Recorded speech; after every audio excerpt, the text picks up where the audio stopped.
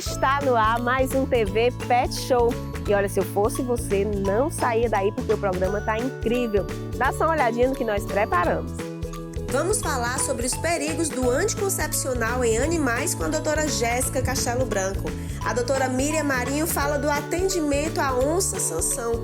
E vamos falar também sobre coprofagia com a doutora Áquila Raná. E tem também Meu Pet é Lindo. Não sai daí, daqui a pouquinho. Apoio Cultural, Optivet, oftalmologia veterinária e diagnóstico avançado.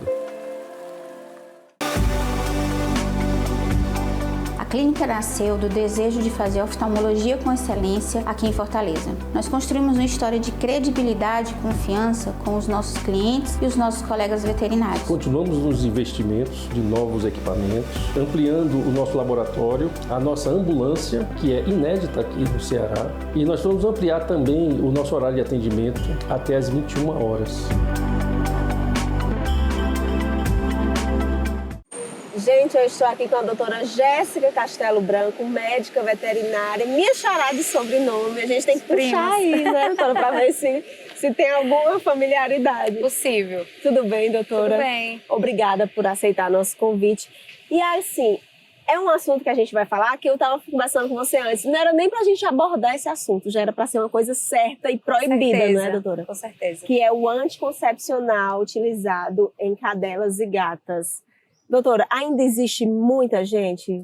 Sim, ainda utiliza? tem muitos tutores que, muitas vezes pela falta de informação e também pela facilidade na aquisição ainda, compram e ou aplicam ou acabam aplicando aí no balcão de alguns pet shops e ainda é uma prática muito comum, infelizmente, entre os tutores. Doutora, mesmo se fosse por prescrição de um veterinário, não era para acontecer, né? Pode acontecer de algum colega, sobretudo especialista em reprodução animal, Sim. que possa lançar mão de alguma dessas medicações, né? São hormônios esteroides da classe dos progestágenos, então é possível que Sim. tenha aplicação em algum tratamento específico, entendi. mas com certeza precisa aí ser prescrito e orientado por um médico veterinário com uma finalidade específica. Quais os males que o uso contínuo pode causar? Porque a gente sabe que na gente causa mal também, Sim. então nos animais é do mesmo jeito. Eu gostaria que você explicasse o que é que de ruim o anticoncepcional traz. Pronto. Assim como para as mulheres, né, o objetivo da utilização dessas medicações é que elas atuem em alguma parte do ciclo reprodutivo dessas cadelas e dessas gatas. Só que, infelizmente, devido à aplicação no momento inadequado, por exemplo, desse ciclo reprodutivo, vão acontecer alguns efeitos colaterais muito graves, inclusive, como, por exemplo, uma maior predisposição a partir da aplicação ao desenvolvimento de tumores de mama, tumores malignos mesmo. Então, elas podem vir a ter cânceres decorrentes da aplicação dessas medicações. Pode haver também um aumento exagerado do tamanho das mamas, que não configura um câncer, mas leva à inflamação e bastante desconforto ali, né, na cadeia mamária. Isso é bem comum em cadelas e gatas, principalmente. Além disso, tem tutores que eles aplicam essas medicações logo após verem que essas fêmeas foram montadas, como aquele mecanismo da pílula do dia seguinte. Mas, ao contrário do que é esperado quando eles fazem essas aplicações, que isso não impede o desenvolvimento da gestação, a gestação ela continua a acontecer, mas lá no momento do parto a gente vai encontrar um grande problema, porque essas medicações também impedem o desenvolvimento normal do trabalho de parto. Então, a cadela, a gata, elas não vão conseguir entrar num trabalho de parto efetivo, acontecendo assim, então, o envelhecimento da placenta, a morte desse feto, e aí isso vai gerar uma série de complicações, como infecções uterinas, levando ao óbito dos filhotes e muitas vezes até da própria mãe. Doutora, mas hoje em dia, visto que causa tantos males, ainda é fácil encontrar no pet shop, nas lojas? Infelizmente os tutores ainda não encontram com muita facilidade esses produtos encontram a preços acessíveis, então acaba se tornando para eles muitas vezes mais atrativo do que, né, a castração. Então acaba que sim, ainda tem uma facilidade muito grande para esses tutores comprarem e adquirirem esses produtos. Já existem projetos de lei que estão ainda para serem aprovados que visam a proibição da venda sem receita dessas medicações, desses progestágenos, e as propostas, elas visam tanto penalizar quem está vendendo de forma indiscriminada, como também quem aplica. Porque uma vez que isso é uma atividade privativa do médico veterinário, quem o faz acaba, né, cometendo aí o exercício ilegal da profissão. E para os tutores também pode haver uma penalidade dentro das leis de maus-tratos animais. Doutora, antes de encerrar, eu tenho só mais uma pergunta. A melhor opção realmente é a castração? Com certeza. A castração, além de ter essa questão de evitar a gestação indesejada, também traz outra série de benefícios, como a redução da incidência de tumores de mama, também impede, né, que a cadela ou a gata venha a desenvolver problemas como as infecções uterinas. Castração, ela assim, tem benefícios tanto para fêmea como para machos também. Então, doutora, mais uma vez, muito obrigada. Suas redes sociais, para quem quiser acompanhar seu trabalho. Meu Instagram é @VetJessCastelo. Eu estou lá de vez em quando compartilhando um pouco da minha rotina de atendimentos, também um pouco das minhas aulas. Então sempre tem um conteúdo pet lá. Obrigada, doutora. A minha pet dica de hoje é: não use nenhum método contraceptivo no seu pet sem a orientação de um médico veterinário. Procure informações sobre castração, ela vai ser muito mais segura e trazer muito mais benefícios para o seu animal.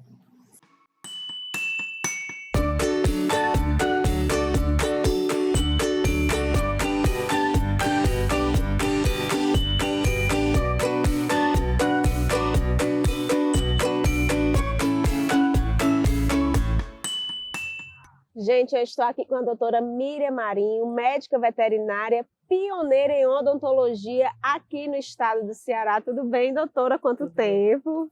Tava com saudades. Eu também estava. É um prazer sempre ter a senhora aqui, muito querida pela TV Pet Show. E hoje nós vamos falar de odontologia, né, doutora? Mas de uma maneira diferente. Porque a senhora, acostumada a atender pets, foi atender um animal enorme. Eu queria que a senhora falasse do que foi isso, essa força-tarefa para a senhora atender o Sansão, doutora. Olha, foi um convite que eu fiquei muito feliz. O zoológico ligou para mim e falou que a doutora Misa ia oferecer um serviço, que seria a consulta oftalma, os exames, a tomografia Da onça Sansão. Da onça Sansão. Então fizemos o quê? Juntamos vários profissionais. Aí, principal de todos é a questão da anestesia. Sim. Porque se não tivesse a anestesia da doutora Malena Albuquerque, Sim, doutora Malena Albuquerque, ele simplesmente tinha comido minha mão, arrancado o braço da doutora Missa. Então, o mais importante foi o pessoal do zoológico, nós e a doutora Malena, que fez a anestesia maravilhosa. Sim, aí tiraram o Sansão do zoológico e levaram lá para o centro de olhos da doutora Misa, não é isso? Foi. E qual era a doença dele, doutora? Por que a senhora teve que atender o Sansão? O Sansão, ele estava com um edema na face, ele tinha uma fratura dentária, que eu trouxe até aqui para mostrar, depois você mostra lá, uma fratura no canino esquerdo, o 204. Nossa, doutora. Então, ele estava sofrendo com essa fratura, que era uma fratura de muito tempo. Na tomografia, foi diagnosticado que era uma necrose, um abscesso periapical e uma necrose da polpa. O que é a polpa? A polpa, os dentistas falam que a polpa é o coração do dente. Eu digo que, além do coração do dente, é a fábrica de consolidar o dente. Porque quando o dente é erupcionado, porque os animais ele tem duas dentições. Ele tem a dentição primária O seu gatinho pequenininho, ele e o gato de cachorrinho, ele muda de dente, muda os dentes. Sim, cai o dente de leite. Cai o dente de leite e vem o dente permanente. E a polpa fica nutrindo com os osteoblastos, que é um tecido conjuntivo. Então, cada um tem sua função. Então, a dentina, o dente, ele, no começo, ele é bem largo. A polpa é larga. Quando o animal e a gente fica idosa, a polpa diminui. O dente, ele diminui o canal radicular. Como é que a gente fecha o diagnóstico? Com raio-x e a tomografia. A tomografia mostrou que ele tinha um abscesso periapical, uma coleção de pus, no delta apical, que é o finzinho da raiz, que veio fazer o quê? Uma fístula, que foi. O que é fístula? Fístula é um túnel igual de um metrô. Então, devia estar doendo muito, né? Estava doendo. Ele parava de comer. Coitado. Aí o que foi que aconteceu? A fístula tinha um caminho que vinha também para o olho, vinha secreção nos olhos e no nariz. Isso acontece no seu gatinho ou no seu cachorrinho.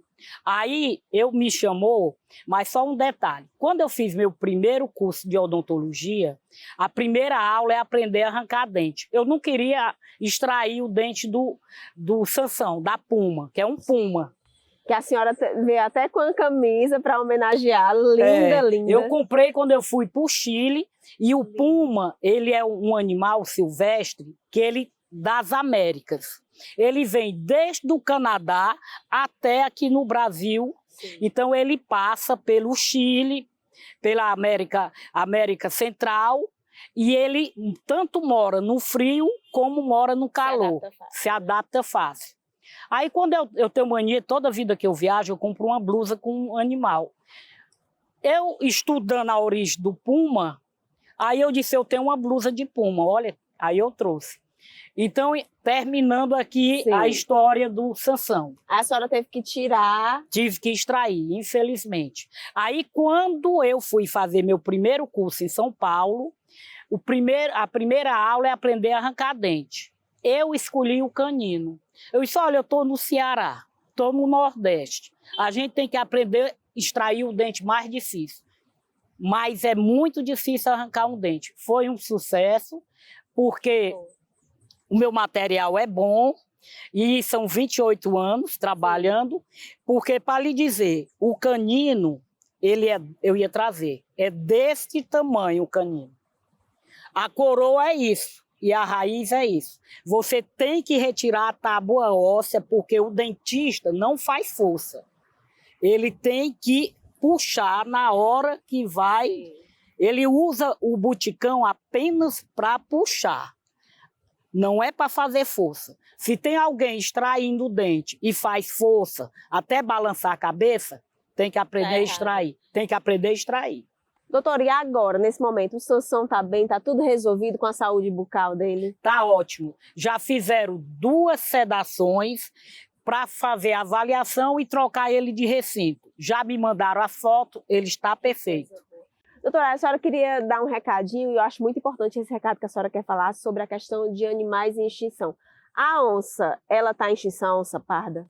Ela está em caminho de extinção, e a causa principal é a agropecuária, e que estão destruindo o bioma. Eu acho que na hora que você vai colocar uma empresa para plantar soja, plantar qualquer cana-de-açúcar, deveria partir dos órgãos federais. Nós precisamos de médicos veterinários trabalhando com essa questão e ser obrigatório reservar uma parte do bioma para os animais que estão ao lado. Então, tem que destinar do jeito que é em condomínio. Em condomínio você tem que deixar a área verde. Esses grandes empresários que estão enricando em cima da produção, lembre, porque se acabar a natureza, acabar os animais, acabar os rios, tudo está acabado. acaba o planeta. E não adianta subir a rampa com o animal no braço e não fazer nada pelos animais. Então, até agora não fizeram nada a nível federal para os animais, para o bem-estar animal. Não fizeram nada. Acorda aí que o tempo está passando. Recado dado. Doutora, muito obrigada. É sempre um prazer recebê-la aqui. A senhora quer falar suas redes sociais antes de encerrar, para quem quiser conhecer seu trabalho? Odontopet Vet Oficial e Miriam Marinho. E muito obrigada aos meus clientes, a Deus e a todo mundo que confia no nosso trabalho. Eu só sou uma pessoa, mas tem milhares atrás de mim. E Deus. Amém, doutora. Obrigada. De nada. A minha pet dica é: leve o seu pet para uma consulta com 4 meses ao médico dentista veterinário especialista. Ele vai ensinar como escovar o dente e como evitar a doença periodontal. Olha, a doença periodontal mata.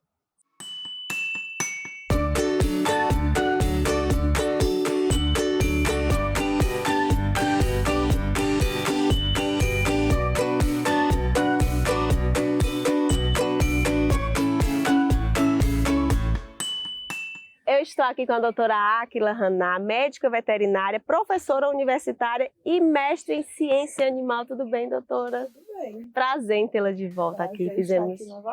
Nós fizemos uma matéria que repercutiu bastante, né, sobre os alimentos que os animais não podem. Muita gente não sabia.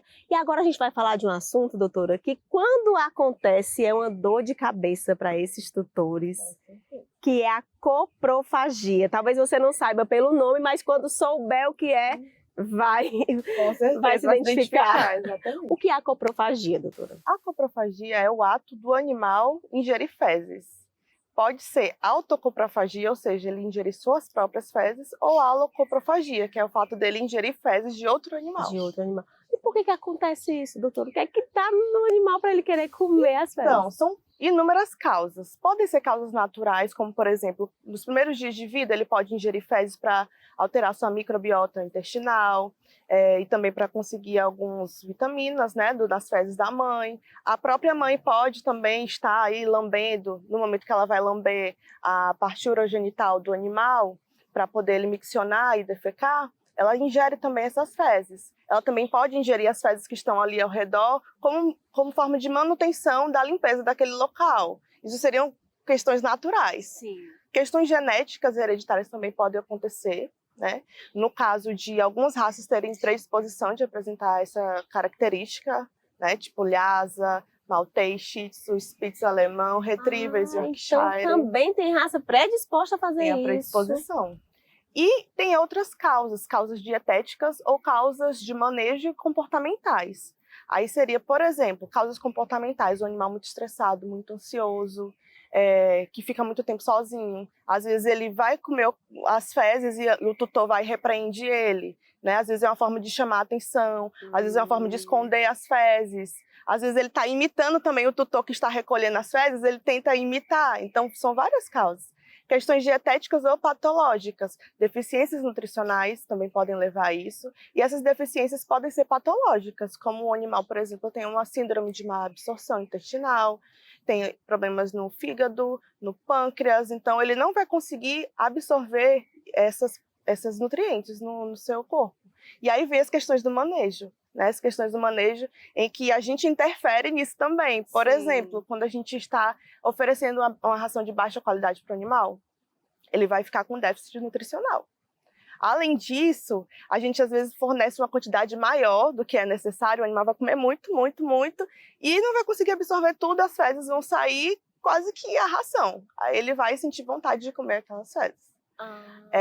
Uma outra coisa também relacionada ao manejo é você fornecer pouca, né, fazer uma dieta muito restritiva, ou então você está fornecendo uma ração que não é adequada para o tamanho do animal, um grão muito grande, muito duro, ou ele tem outros animais ali perto dele que não vão deixar ele comer.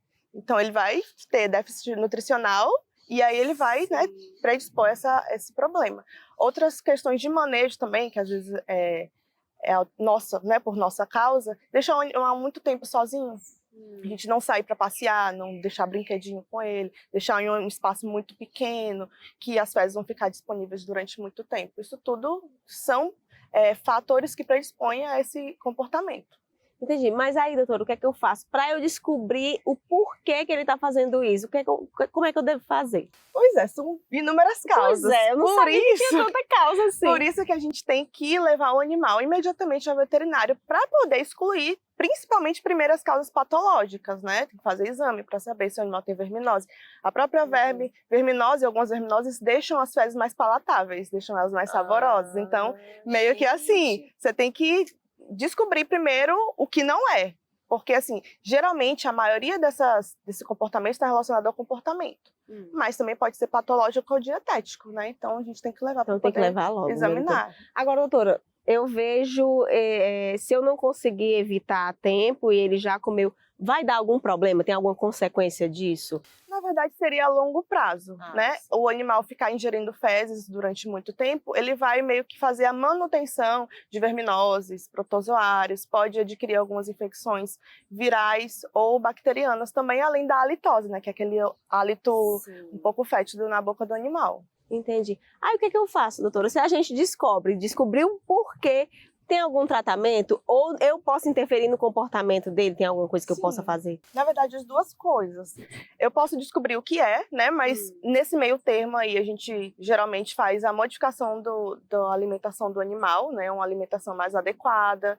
Às vezes a gente faz suplementação. Existem no mercado veterinário vários suplementos vitamínicos que, além da vitamina, a própria vitamina, principalmente a tiamina, ela... juntamente com ela, a gente tem a adição de alguns componentes que vão deixar as fezes menos palatáveis e com odor mais forte.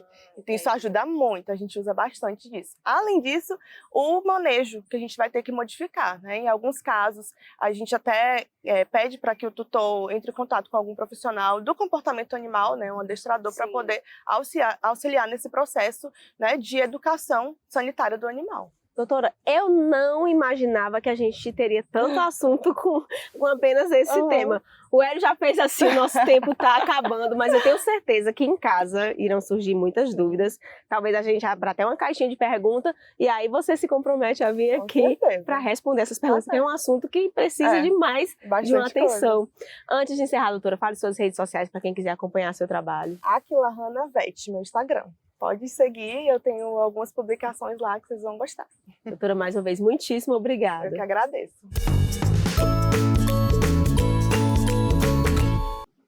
Minha pet dica é: se o seu animalzinho está ingerindo fezes, procure imediatamente médico veterinário, pois esse hábito pode estar levando a diversas alterações muito importantes na saúde dele.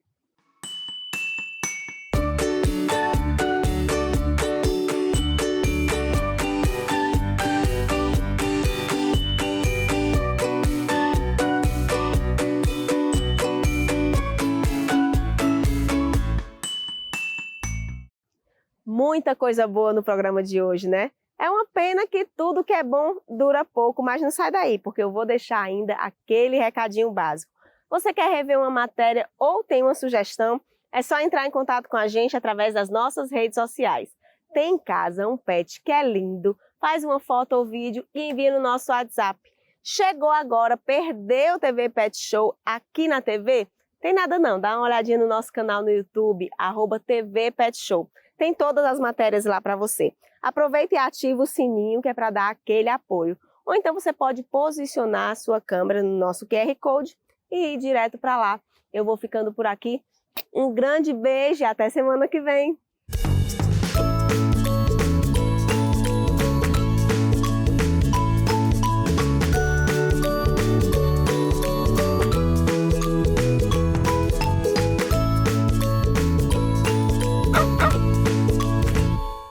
Apoio Cultural, OptiVet, oftalmologia veterinária e diagnóstico avançado. A clínica nasceu do desejo de fazer oftalmologia com excelência aqui em Fortaleza. Nós construímos uma história de credibilidade e confiança com os nossos clientes e os nossos colegas veterinários. Continuamos nos investimentos de novos equipamentos, ampliando o nosso laboratório, a nossa ambulância, que é inédita aqui no Ceará, e nós vamos ampliar também o nosso horário de atendimento até às 21 horas.